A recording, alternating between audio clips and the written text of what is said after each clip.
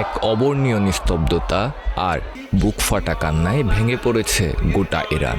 বিদায়ের অন্তিম ক্ষণে প্রিয় নেতাকে সে শ্রদ্ধা জানাতে রাজধানী তেহরানে রাজপথগুলোতে আছড়ে পড়েছে লাখো মানুষের ঢল। এই দীর্ঘতম ও ঐতিহাসিক জানাজা অনুষ্ঠানে যোগ দিতে পুরো দেশ যেন আজ এক মোহনায় এসে মিশেছে।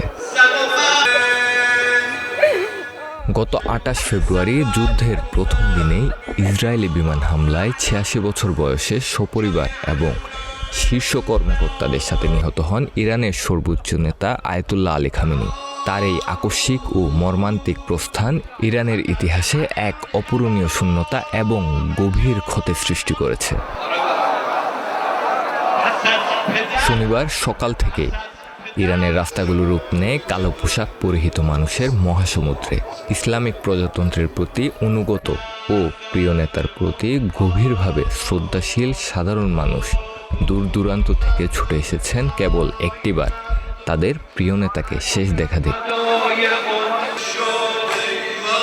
বাতাসে ভাসছে স্বজন হারানোর মাতম, নারীদের অঝোর ধারায় কান্না আর পুরুষদের বুক চাপড়ে বিলাপ করার দৃশ্য উপস্থিত সবাইকে আবেগ আপ্লুত করে তুলেছে।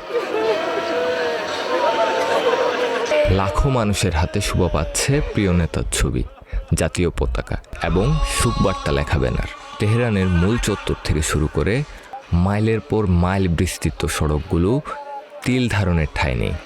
প্রখর রোদে কিংবা ক্লান্তিকে উপেক্ষা করে মানুষ পঙ্গপালের মতো ছুটে আসছে জানাজায় শরিক হতে। আয়াতুল্লাহ আলী খামেনি শুধু একজন রাজনৈতিক নেতাই ছিলেন না, বরং ইরানের লাখো মানুষের কাছে তিনি ছিলেন এক অবিচল অভিভাবক ও পথ প্রদর্শক। দীর্ঘ কয়েক দশক ধরে ইরানের হাল ধরে রাখা এই নেতার এমন আকস্মিক বিদায় ইরানবাসীকে এক গভীর আবেগ ও অনিশ্চয়তার সাগরে ভাসিয়ে দিয়েছে। যুদ্ধ এবং প্রিয় নেতার চির বিদায়ের এই কঠিনতম মুহূর্তে ইরানিদের চোখে যেমন ঝরছে শোকের জল, তেমনি রাজপথের বজ্র মুষ্টিতে প্রকাশ পাচ্ছে এক অভূতপূর্ব সংকল্প।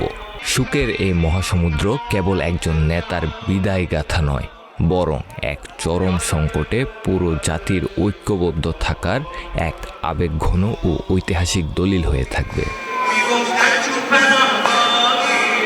সামি আল সাদ আউন, প্রতিদিনের বাংলাদেশ।